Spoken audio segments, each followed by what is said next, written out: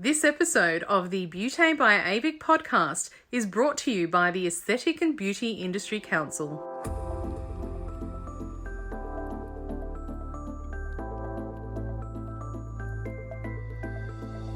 Hello and welcome to the Beauté by AVIC podcast, your online support community for the aesthetic and beauty industry.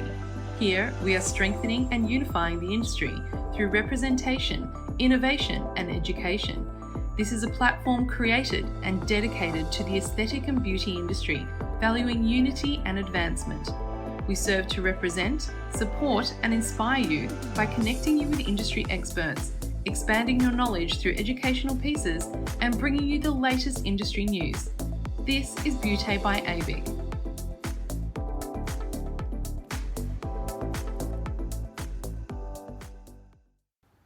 I'm your host, Stephanie Miller, and today's guest is Deb Farnworth-Wood. Deb is a successful and respected entrepreneur whose businesses and experience has spanned over many sectors, including health, wellness, education, retail, manufacturing, construction, and beauty and aesthetics, with 10 successful businesses under her belt before buying Issada Cosmetics in 2020. Deb was the founder of the Australian Skin Clinics franchise, growing it from 1 to 60 clinics in just 5 years before selling in 2019 and retaining her flagship cosmetic medical practice in the Gold Coast. She has scooped numerous awards, including 3 BRW Fast List positions, Gold Coast Women in Business winner, and she was the finalist in the EY-sponsored Entrepreneur of the Year. Deb loves change and a challenge. She analyzes business models for fun, and she is described as a change master with extensive experience in strategic organisational development, project management, and consultancy. Deb created a massive impact in the world of aesthetic beauty, taking what were select services only available to the rich and famous and making them accessible to all. To do this, she had to challenge the norm in every aspect of the process, from where and how services were delivered through to how therapists were trained. She loves to do things that people say cannot be done, and therefore is the perfect person to share her personal opinion about the new TGA regulations concerning the use of the terms dermal fillers and anti-wrinkle injections, and the regulations' effect on both patients and practitioners. Today, we are fortunate to welcome Deb Farnworth-Wood. Welcome to the podcast, Deb. How are you? I'm good. How are you, Steph? Good, thank you. Goodness, today we have an exciting podcast, actually. It's all about the injectables regulations that have come out through the TGA, an extremely controversial issue. Not to mention that over the past 2 years, we've seen a slew of changes to the cosmetic surgery and injectable guidelines through AHPRA as well. And now add on to these, the regulations that have just come out through TGA. So the latest changes that were released in January this year, and that actually date back to mid-December 2023, have caused somewhat of a stir and an upheaval in the industry, haven't they? They certainly have. And look, I'd be the first to say some of the previous regulations that have gone through have been worthy of a mention, and they've been for a good reason and good cause. But I'm nicknaming this the TGA's idiocy, because honestly, these rules are just beyond a joke. And, you know, I'm sure I've spoken to many of our colleagues in the industry. That is the general consensus all the way through. No one can see rhyme or reason to this latest round. And Deb, you're a very well-known business owner in our industry. As a matter of fact, you're one of the most experienced clinic owners, and you actually have had one of the largest cosmetic clinic groups in Australia. You're a respected voice in the industry, and you actually still have a business within this industry, a thriving medical aesthetic clinic in the Gold Coast, which is, you know, one of the hearts, I suppose, of Australia of this particular type of treatment. Actually, that's the myth, There's it's actually Melbourne is more the heart than the Gold Coast. So Gold Coast gets this terrible rap as being Barbie Town, but when we were opening Australian skin clinics in Melbourne, we actually found that the uptake there was far greater than it ever was here. So that is a myth. Everyone said to me, "Don't go to Melbourne; nobody will buy the services down there," and that was actually just not the truth. Our 3 top performing clinics were in Melbourne. Well, that's incredible. Yeah, still, I think it's still, it's still a busy industry here without a doubt. But I would have thought for sure it was Gold Coast because, it just is so famous for having those types of procedures. And, obviously Melbourne is quite experienced in that industry as well. We've got so many clinics down here, but you've had a huge journey because you've had clinics in every state. Tell our members, I don't think there's many people that don't know who you are, but tell our members a little bit about yourself and your experience before we dive right into it. So it's probably worth mentioning my previous experience. So before I moved to Australia in 2007, I was in the health industry in the UK, and I had a general practice, a pharmacy, a chain of diet clinics, managed services for a large patient population area, and worked with 8 GPs for 18 years on our various businesses, one of which was a barrister as well as a GP. So he was always talking to us about medical legal issues and protecting ourselves and, consent forms and things like that. So my background is very much in what I call real health. Not that I think cosmetic medicine isn't a form of health, because I do, but in what we would term as real health. And so I've always taken it really seriously. And anyone who's worked for me when I did have ASC and works for me now in my current clinic will know that my standards are really high. I've got zero tolerance for not making notes, for not filling in consent forms. I do everything by the book. And so that is my background. Then, of course, I moved here, launched the Australian Skin Clinic franchise, which I grew to 61 clinics, and then sold 60 of them in 2019 and kept the original one, which I rebranded. And now I have a cosmetic company and a cosmetic manufacturing plant. So still steeped in the industry, but still so passionate about cosmetics all the way through. That's very impressive, Deb. I mean, even I know you quite well, and even I, listening to your resume, get a bit of fangirl vibes happening there. Look, it's such a coup getting you on our podcast today because you have a unique perspective because of your background on these particular regulations, and you're one that's actually a proponent for safety in the industry and wanting informed consent for patients, and you're extremely ethical when it comes to that regard. And yet all of these new guidelines and regulations that have come out have stumped some of us in the industry, even the understanding of it all. So I'd love to know your take. How do you understand the changes that the TGA introduced sort of mid this month regarding the terms dermal fillers and anti-wrinkle injections? I think, so it's more of a question than an opinion, actually. I want to know what right they've got to change our language. Because these are not drug names. So when the TGA decided you can't advertise drugs and medicine and brand names, that's one thing. But a wrinkle is a describing word to a fold of skin on your face. And that is not a medical term even. How can they restrict us on using those? A dermal filler is exactly that. It's something that fills the skin. So again, that's not a drug name. I'm kind of slightly intrigued where that line will stop, because we refer to things as muscle relaxants. Well, we already know there are cases where, for example, we're not allowed to talk about hyaluronic acid because it's a drug. But if I sell hyaluronic acid in a bottle of skincare, I can say it because it's not a drug. So, Galderma brought out a skincare range, particularly so they could talk about the HA in their skincare in the same website as the HA in their fillers, right? So that already exists. So what are the next steps? I can put a box of Epsom salts on the shelf in my clinic and say I sell muscle relaxants, the idiocy of it. So what, and then where's it going to go? So, we talk about lips to love or kissable lips or luscious lips. There's all these versions of it. Are they going to start saying you can't say that anymore? I think that's what they're planning on. Having a look at the new AHPRA guidelines for consultation, I think that's where they're going. That's where we're heading. And it is a little bit confusing. It's getting to the point where the question is, are we stifling patient information and transparency?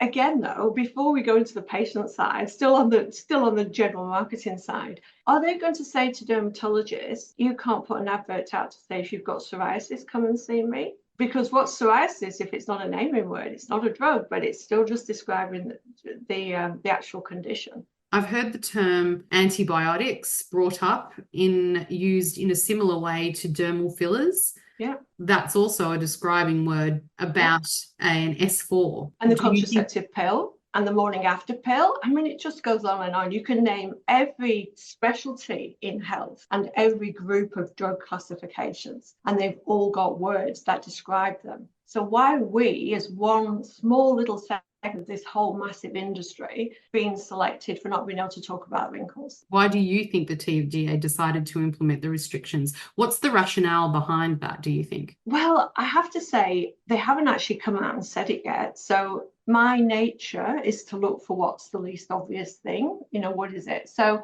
many years ago, someone said to me that the reason the TGA was so strict in Australia, there was someone on the TGA who disagreed with beauty, and it was an ugly woman. And I'm not sure if that's true or not. But looking at these latest round of rules, is it that they're trying to solve another problem? And the problems that I could sympathise with might be that the health service feels it's training too many nurses who then don't work in hospitals. They come and work in our clinics instead. And the same could be said of doctors. Maybe they're losing doctors to do this type of work and not be GPs and hospital doctors. If that were the problem, there must surely be better ways of solving it, even a simple thing such as putting on, as we do with staff that we train, that if you leave within a certain period of time, you pay back a percentage of your training fees. There's so many other ways to skin that one. Is it that there are so many complications that were costing the health service a considerable amount of money? I don't think so. I mean, my experience in the days I had Australian skin clinics was our complication rate was tiny, well below the complication rates of many, many, many, many other services. So I don't believe it's that either. Is it that they just don't think we should do it? But then what right have they got to say whether I choose to treat my wrinkles or not? I mean, I've been on the anti-wrinkle for 2 decades, right? So what right have they got to tell a 60-year-old woman what she can and can't have? So I think, and going back to your question, which I'd flipped over, but what was No, I think that was a question that was looming for the future, because we well and truly haven't done with the impact to practitioners and healthcare professionals. What do you think that's going to be? It's massive. It's massive. And, I sat down today knowing we were doing this podcast, and I kind of tried to put it in a logical order. Just give you some examples, some of the things that people have said to me. And again, the industry's been calling me, and, some of my colleagues locally. I myself had a whole new website done that was finished in November. That was over $10,000. Now I've got to redo it again, go through, change all the words in that. Who's going to fund that? Are they going to contribute towards the revisions?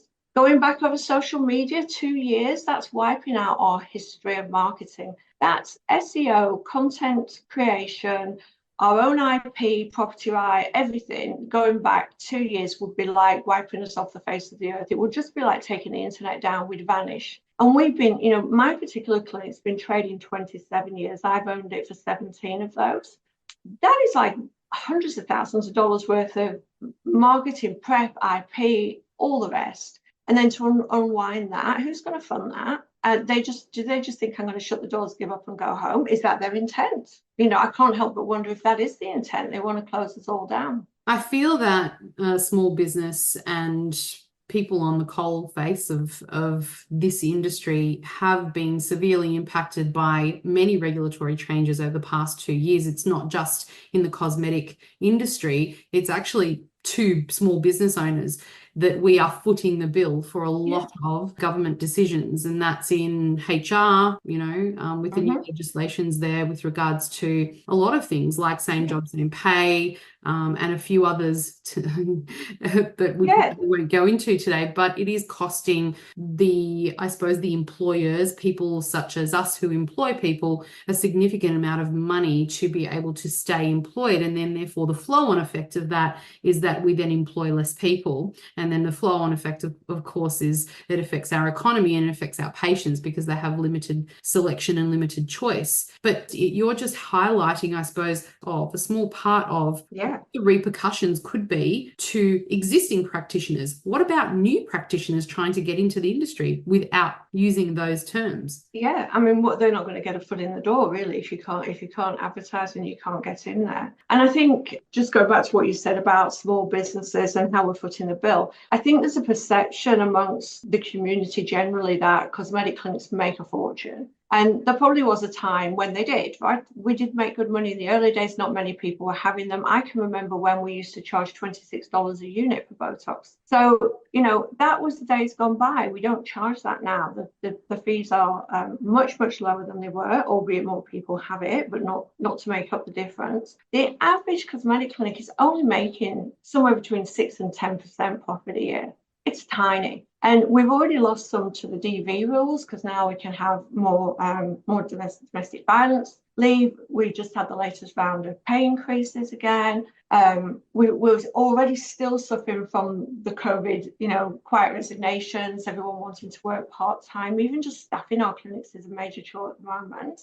In fact, I don't know any clinic that's not complaining about lack of staff. So in every respect, they're killing the industry. I'd like to know if they actually know that. What evidence have they got that we are doing some sort of wrong that's going to be fixed by this? We don't even know what they're trying to fix. So first of all, what are they trying to fix? How is this going to fix it? Is that really the problem? Is there another agenda? And how do they expect us to survive in business? And I think there's a statistic last week that 65,000 unemployed at the minute, or 65,000 jobs lost since Christmas, I think was the statistic I read. And you and I were trying to work out how many cosmetic injectors there could be around just before Christmas, weren't we? We estimated that between LCA, Silk, and all the Silks of the clinics like ASC, that there must be at least 300 injecting nurses there. Then there's many, many doctors and other clinics and other brands. So, potentially we're talking of quite a large workforce at risk here. And I think we'd be naive if we didn't think that losing injectables from our businesses would possibly make other areas of our business, for some people, less viable. The Aesthetic and Beauty Industry Council is Australia's peak industry body, representing the collective professional beauty and aesthetic, salon, clinic and spa community. Created for the industry, by the industry, our council is a collaboration of industry leaders who bring their commitment and specialised skills to raise industry standards, guide regulation and be a strong voice to government. At ABIC, our purpose is to provide an accessible and supportive organisation for the betterment of the professional beauty and aesthetic field, to enhance working practices and promote unity across the various sectors of the industry. ABIC's mission also includes being a trusted source of referral, education and guidance for clients of the beauty and aesthetic profession. ABIC is here to support our members through an extensive offering, including hundreds of valuable resources, HR support and industry expert facilitators to ensure your continued growth and success. Join us today and together let's safeguard the future of the beauty and aesthetic industry. Find us at www.theabic.org.au. At ABIC, we are here for you.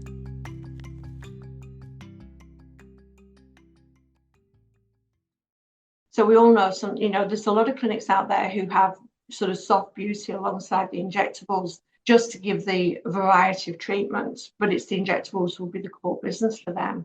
And so we're not just looking at the injector workforce, we're looking at the therapists and the allied staff that work alongside them and the receptionists and the marketing people. So it's a very, very well thought out chain of logic that you have just there. And I suppose it also adds another dimension. It's not just, well, we're going to be suffering. It's what's the flow-on effect to the adjacent sectors of the industry. And that's a really good point you've made. I sat down and thought about it all today, and that also hadn't even occurred to me, which is, the other flow-on effect of what you're saying to beauty therapists as well. I mean, if I'm thinking about my own clinics, that you're absolutely right. The two parts feed off each other. What do you think are the potential implications, though, with patients seeking the treatments. How do you think this is actually going to affect their decision-making process? Yeah, I think that's another multi-strand question as well, because if we take away all the terms that they're used to using, and look, I remember when I first bought that original clinic, they weren't even familiar with the terms anti-wrinkle. That kind of came. We sort of taught them the terms anti-wrinkle because it wasn't a big thing then. So they're going to be searching anti-wrinkle, the dermal fillers, and they're going to get all the the Google references, as it were, to overseas clinics. And we all know that if you look around, the actual number of TGA approved products in Australia is a fraction of the rest of the world. Even 17 years ago when I came here, Europe had about 400 fillers and anti-wrinkle treatments all approved. And here there was only 2 brands. So, they're going to be searching information from other countries, other areas about different products that are not our products, that are not what we're using here in Australia. And then they're going to get information that could be misinformation. It will make them harder to find us. And that's why I can't help but think that's the whole role of this. But they're not going to be able to go to look at the websites of 6 or 7 clinics in a locality and read detailed content, read the information and make that sensible decision. Do I like the way that sounds? Are they giving me good information? Do they look a bit flim-flam? They've got to make that decision. And it's going to be so much harder for them to do that, I believe. And then even I know that when people come into my clinic, and what I always say to my team is, we're on the website, transparency. We have all the information about the treatment. We have all the FAQs. We have all the references. We have all the things that the client needs, or the potential client needs, to understand what they're coming for. We also have the prices. Like, we have because we're not allowed to say exactly how much, but we have an indication of the prices. And so by the time the clients come to us, they've generally made a decision that they kind of like us, and they're coming to us with some intent. And where my clinic's located, it's actually in a medical precinct. It's not in a shopping centre or anything like that. So they've made quite an effort to come to me, because there's no shopping centre car park outside. And when they walk in the door, we know that they are asking good, sensible questions because they've looked through the website. So the risk for us is the client's going to be coming in less educated in what we do here in Australia, with less sensible questions because they've not read what we want them to read to come in. And then we're going to be starting at a completely different position with them. And so I think, again, on a clinic perspective, we're going to have to rewrite all the ways we do the consults, not to cover more, because I think we cover it all anyway, but with a different context. We need to go back to, at the moment we say, have you seen our website? Did you understand? Are there any other questions you need to ask? And they'll usually say, well, I've read all your FAQs, just ask this one. And by the way, if someone gets a new question, we add that to the FAQ, so they're pretty comprehensive. But they're going to come in potentially with far less information. And I think that's a worry too. Look, it is honestly one of the things I think that's impacting the industry the most. Is, sure, it's going to impact our business, but we are thinking about informed consent, and we are really honestly concerned about our patients. Questions such as, does this take away autonomy from the client, from our patients, from our clients? Does it take away their choice? Does it affect the relationship between the doctor and the patient, or the practitioner and the patient, because of that lack of transparency? These are all the questions that have come to us over the past more than a week.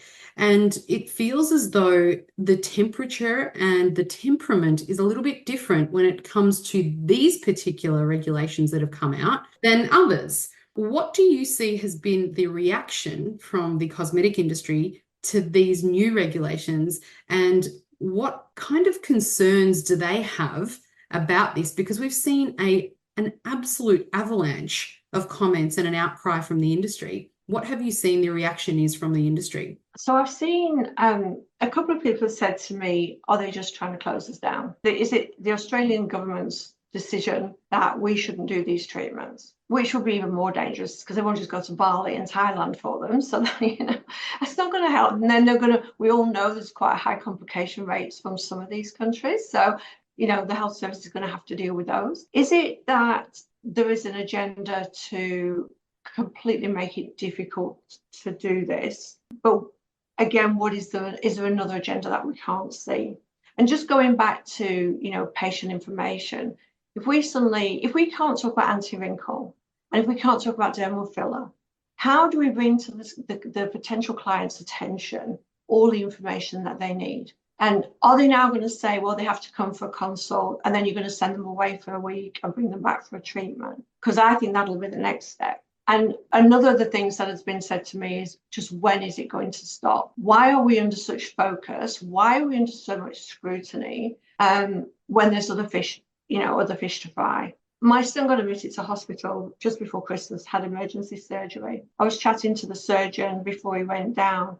She couldn't get together a team to open the theatre to take him in for his surgery. So she was desperately trying to find a team of staff around her, and all the calls. She couldn't get people to answer the phone. She got the team, and Jack was great, and it was all fine. But it occurred to me, I sat there watching this going on, thinking this is very different to the last time I would have been in a hospital in a similar situation. There were no staff. There were not enough funding. There's a couple of nurses made the comment, that they were just short-staffed, that they were working across 2 wards and things like that. I feel like health has got a much bigger problem to deal with than our little bit of it. And so I'm completely confused why so much time and attention is being focused on this. And funny enough, even one of my own sons, so he said to me, well, how did you deal with being able to talk about drugs in the UK? And again, in the UK, the rules are slightly different again. But there was never a fear in the UK that patients would demand a drug or a preference of drug, which seems to be what our rules here are based around. And one of the pieces of work that I was actually involved in the UK was, we as a country and as a health service decided that we needed to not allow patients dictate the brand names, because we all know the generics are less expensive and all of that. And having had that hat on, I understand that argument well. What we simply did was we allowed each practice to make a formulary of drugs that they wanted to use. And there was a sort of no hard and set rule about it, but the gist was we had to have as many generics on there as we could. And when a client asked for a brand name that wasn't on our list, we'd say, well, that is the brand name for this drug. We prescribe this drug because it's not the brand name and it's cheaper. It's like, you buy Paul's own make. It's still made by Kellogg's cornflakes, but it's the drug. And we never had problems with that. And so again, I feel like if the problem really is that they're afraid customers will request a certain drug and shouldn't be allowed to, then that can be addressed separately. And our services, they're paying for. So that's not even a cost on the health service. They're not paying for the drug. So again, it feels like there's a whole other agenda here. And I think it's really hard to pin down quite where it is. I think you're right. The first step is trying to determine what is their objective. Yeah. What is the purpose of this? And is it just sticking to the guidelines and not referring to the S4 brand name? Because if that's the case, that's a descriptive term, and should we apply it to things like, as you were saying before, antibiotics or the concern? I feel like there's another issue that kind of has been brought up not in so many popular circles, but there is a fear that these restrictions could deter patients from actually seeking legitimate and safe treatments. And there's a whole world of self-administration happening out there. So self-injecting and unqualified providers who don't actually even fall into the guidelines. So there are people out there that are doing this without any qualifications at all and would not even be looked at because they haven't got the badge, they haven't got the registration. Right. Yeah. I mean, it's a controversial topic to talk about because it opens up a big can of worms, but the industry, we've seen part of the industry already go that way with lasers, people who are unqualified or don't have qualifications to run or to operate these. Do you think that the strictness of these regulation, the harshness of them, could lead to that kind of illegitimate sector of the industry proliferating? Look, I think that will always exist. I think that is the harder part for them to police, and I think there will always be an underground of it. And again, we've seen that probably quite a lot on the Gold Coast over the years. I genuinely think that's quite a small number in comparison to. One of the things I love about this industry, having come from real health, is that this is an opportunity to make people feel better through the way they look. And so, there is a psychological link between how you look and how you feel. And so, we're not a health service or a mental health service, but we kind of help the mental health situation. There will be a lot of people who genuinely want the services, genuinely probably need them, would benefit from them, happy to pay for them, and yet not know the right place to go, not know the right questions to ask, and maybe even just not get that help. And it's something I say. The thing that got me the most passionate about this industry, and you'll laugh, but this is the truth. I have a downturned mouth. I know I don't look like it now. I have a downturned mouth. And when I was 44, I looked 20 years older than I was. I look older at 44 than I look now. Thankfully, I have a clinic. But the single most life-changing treatment I had was just turning my lips up. Wow. And the day they turned my lips up, not even talking about filling them, because back then I didn't even have that. I just had the corners turned up. The day I had that treatment done, I went to the supermarket and everybody in the supermarket smiled at me. And it was noticeable. And I got to the checkout and the checkout operator was smiling and chatting to me. And I went home and I said to my husband, I had the strangest day today. Like, I've got a look on my face. Everybody keeps smiling at me. And he said, it's because you're smiling back. Now, those little things matter. And always now, if I see, if I have a day when I know people are smiling at me, I think, like, oh, do I need the touch up, But those little things matter. My husband, he was a big frowner, and the kids used to cry when he scowled at them, and we relaxed his face and he looked less grumpy and less angry. And the kids stopped crying, he'd tell them off and they'd be laughing at him because his face didn't move. But, these are the little things. And it's not, I'm being a bit frivolous and I'm making a bit of fun, but it's important because it's how you feel. And for me, I think it would be quite devastating if I thought that people didn't get the help that they wanted and needed because the rules said we can't talk about what we do at all. And I honestly am concerned, where does not saying anti-wrinkle, when does that become not saying relaxing your forehead? When is it, stopping you squinting? And how dare they stop us using our language to describe these conditions? It's kind of like saying, well, it's just ridiculous. Gosh, you just gave me tingles, honestly. What you've just said is full of heart, and it's not frivolous. It's actually why we're in business. It's why it's what we do, why we do what we do. And I think the heart and soul has been taken out of these decisions completely and put in under a microscope and really, I think, diagnosed incorrectly, our industry. I feel like some bureaucrat at some level has made a judgment call on what we do without fully understanding it and jumped into knee-jerk reaction over some events. But for every single event, every adverse event you'd find in this industry, you'll find 10 more in something else. Like, I feel someone's taking it out of context. I'd love to know the problem that they really want to solve. And I'd love to see the evidence that doing this is going to solve it. Because I cannot fathom what it is they're trying to fix that this could fix, if that makes sense. Absolutely. And I just want to thank you so much for coming forward and having the courage to voice your opinion so eloquently, with so much heartfelt passion as well, but really with so much intellect, and you really thought about this. And I think it's the level of expertise that you can't go past. You've been in the industry for so long, and that's why we need people such as yourself helping us and guiding us. I think it's a very, very unique perspective as well. It shed a lot of light on the situation, and we need to continue this conversation. You and I have said that we are going to respond to the TGA, and I have spoken to various other peak bodies on behalf of ABIC to actually further communications with TGA and ARPA as well. We have suffered from a lack of unified voice for a long time, but the tides are turning. We have had very good communication with other peak bodies in this industry, and they all feel as passionately as you do, albeit we all have our own perspective on it. We all come from our unique point of view. But what's clear here is that we should be consulted. No matter what, you might have a different opinion than, for example, a cosmetic doctor or a plastic surgeon or a nurse or ABIC for that matter. But the crux of the situation is we need to communicate and we need to have consultation, and that's what we haven't had in this regard with regards to the TGA. And we hope and encourage and reach out to the TGA for that type of consultation, especially for the future, because we want to be a part of making it a safe industry for everyone. And, you know, we have got a vested interest in this. It is in our interest. We don't want dangerous procedures. We don't want adverse events. We want to be safe, but we also want the freedom to maintain the businesses that we've already built, be able to build a business if we haven't done it yet, and make sure that we can speak authoritatively about the treatments that we provide. And if you gag us, we can't do that.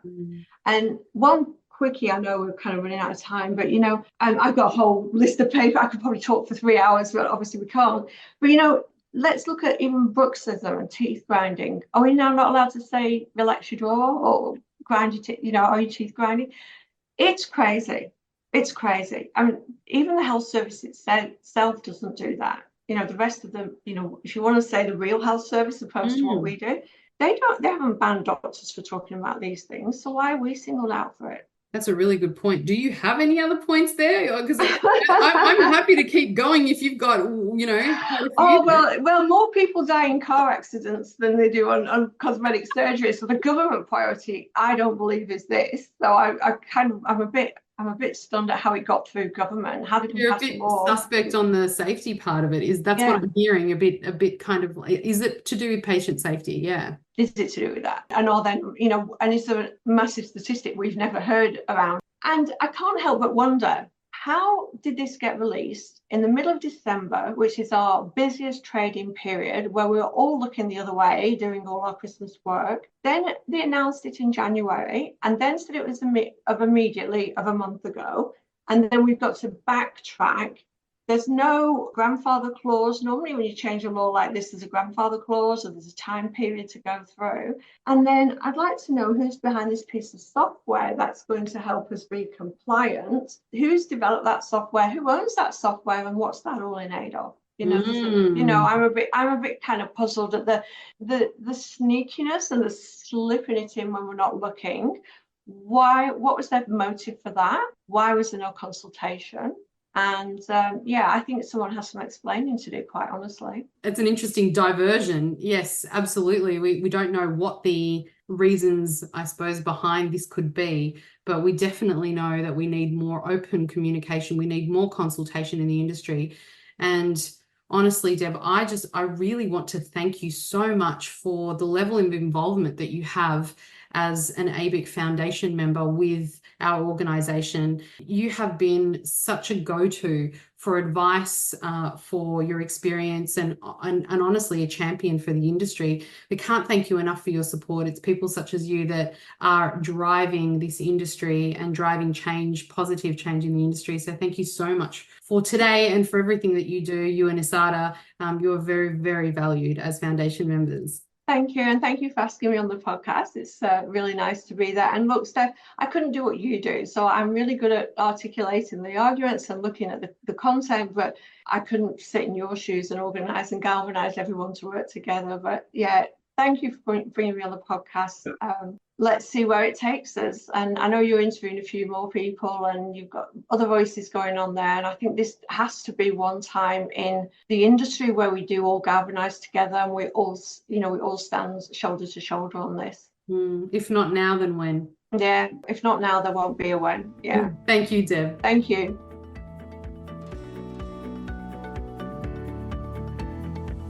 You've reached the end of another episode of the Beauty by ABIC podcast, your online support community for the aesthetic and beauty industry. Thank you for listening, and until next time, stay connected.